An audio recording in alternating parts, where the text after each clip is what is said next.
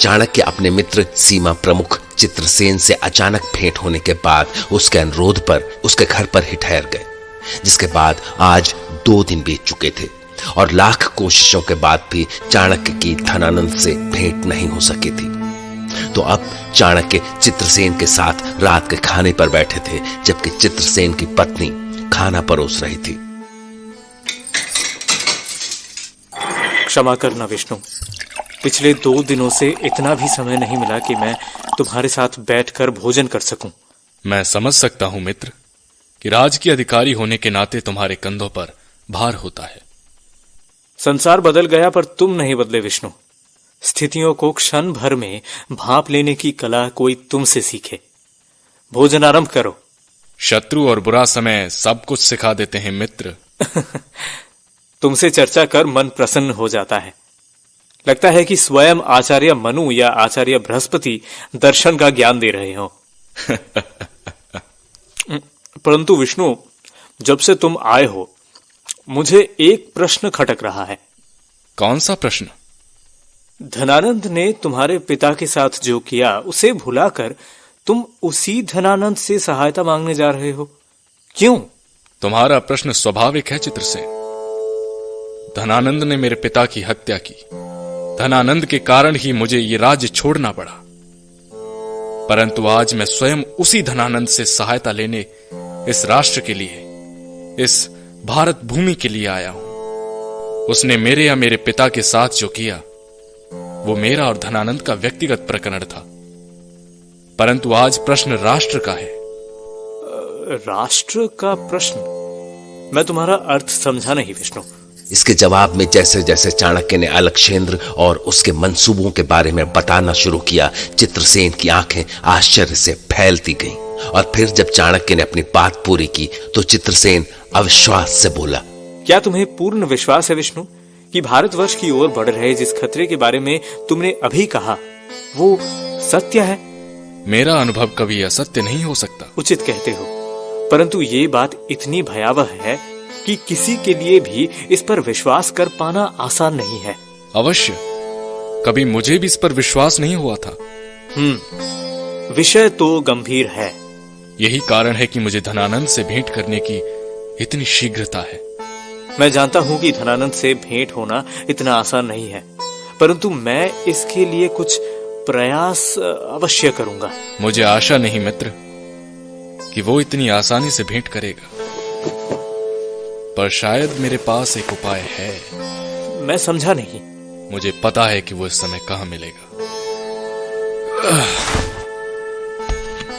और मैं उससे मिलने के लिए बरसों बरस उसके आदेश की प्रतीक्षा नहीं कर सकता।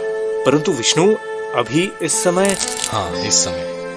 परंतु ऐसे आधे में भोजन छोड़कर? यदि मैं तुम्हारा अश्व ले जाकर कहीं छोड़ दूं तो वो तुम्हारे पास वापस लौट तो आएगा ना? हाँ, परंतु। शुभ रात्रि। परंतु विष्णु, विष्णु, विष्णु, विष्णु! घोड़े पर सवार चाणक्य चित्रसेन के प्रश्नों को पीछे छोड़कर धूल उड़ाता हुआ रात के अंधेरे में खो गया और उसके घंटे भर बाद वो धनानंद के महल के मुख्य द्वार पर दिखाई दिया।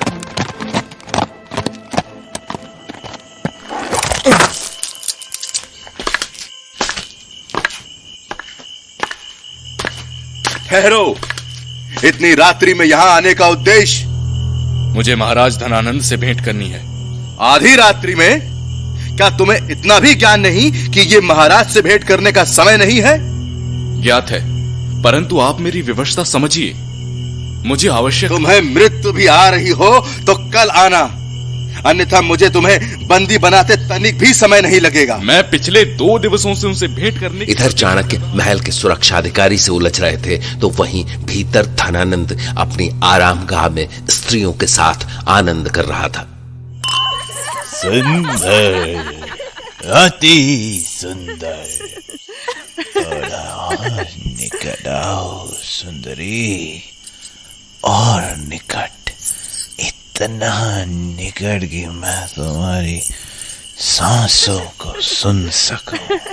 तुम आचार्य होगे, परंतु तुम्हारा आचरण आचार्यों वाला नहीं है। मुझे तुम बंदी बनाने को विवश मत करो। जाने दो मुझे, हटो, हट जाओ मेरे मार्ग से। इस समय हमारे आनंद में व्यवधान डालने वाला कौन मूर्ख है ये?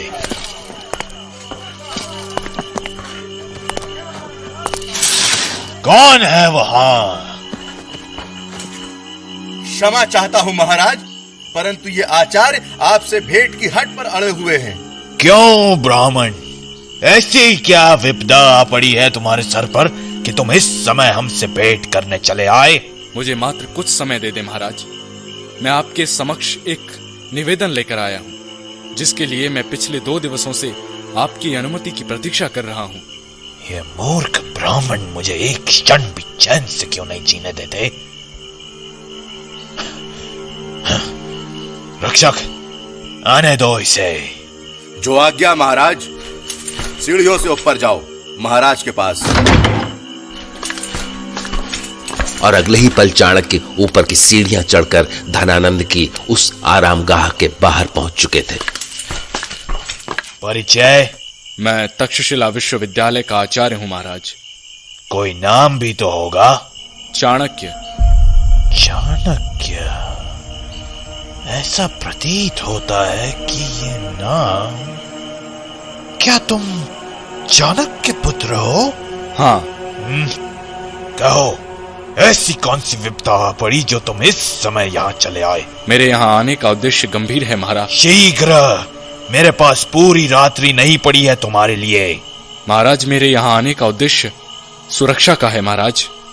मात्र मगध ही नहीं, ये संपूर्ण भारतवर्ष की सुरक्षा का विषय है। तुम्हारी देन पर बस एक धोती है और गंजे सर पर लटकती बस एक मोटी सी शिखा, और तुम यहाँ संपूर्ण भारतवर्ष की सुरक्षा के विषय में वार्ता करने आए हो।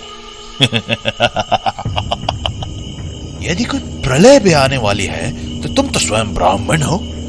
कोई अनुष्ठान करो और रोक दो उस आने वाली प्रलय को। उस प्रलय को आप ही रोक सकते हैं सम्राट। ब्राह्मण, तुम आवश्यकता से अधिक समय ले चुके हो। शीघ्र स्पष्टता करो, क्या कहना चाहते हो?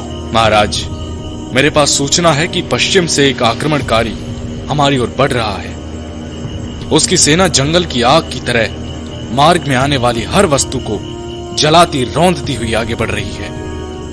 अतः आपसे निवेदन है कि यही समय है जब हम सभी एकजुट होकर अपनी मातृभूमि की रक्षा के लिए खड़े हो जाएं।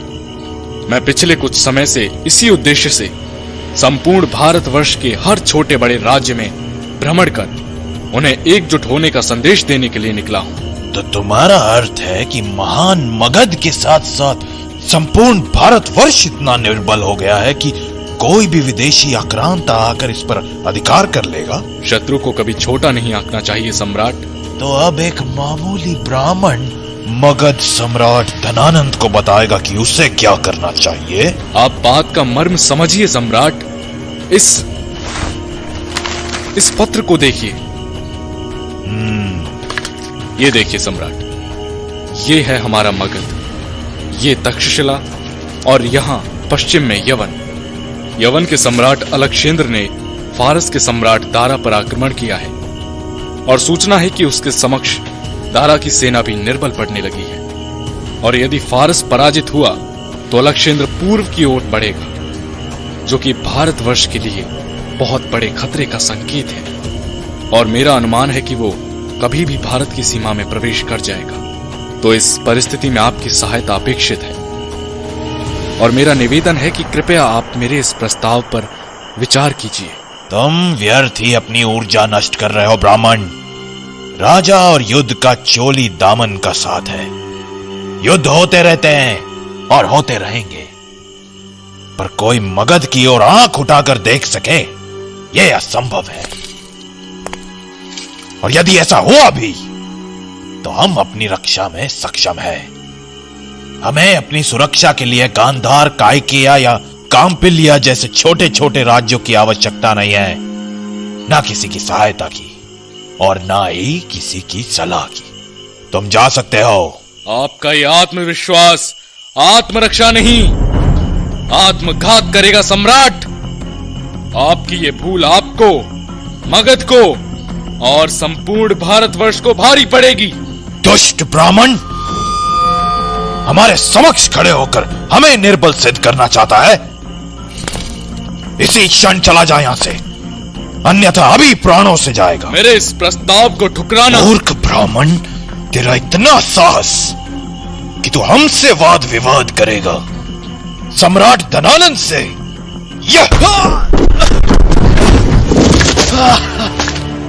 दूर ले जाओ इस मूर्ख को हमारी दृष्टि से। चल उठ और निकल बाहर। सत्ता और शक्ति का अहंकार मनुष्य को विनाश की ओर ले जाता है। धनानंद, तू भी विनाश को प्राप्त होगा। जिस राज्य में शिक्षकों का सम्मान नहीं, उस राज्य का पतन निश्चित है। परंतु मैं इस वैभवशाली मगध का पतन नहीं होने दूंगा। देख क्या रहे हो? धक्के मार कर निकाल दो इस मूर्ख ब्राह्मण को। चलो आचार्य, जीवित रहना चाहते हो तो चलो यहां से निकलो। छोड़ो, छोड़ो मुझे।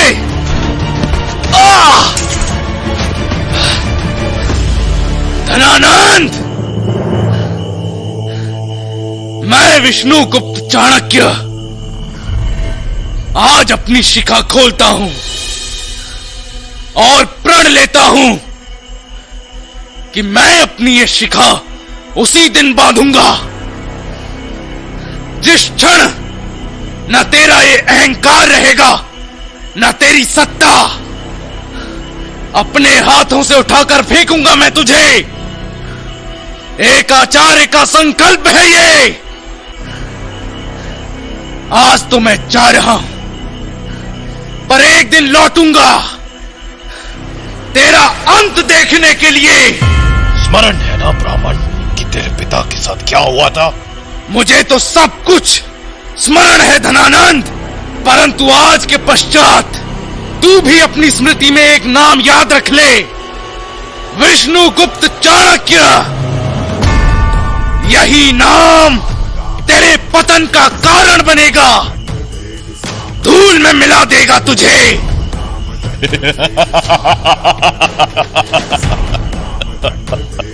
धनानंद के पतन की कथा लिखने वाले पहले स्वयं की कथा लिख।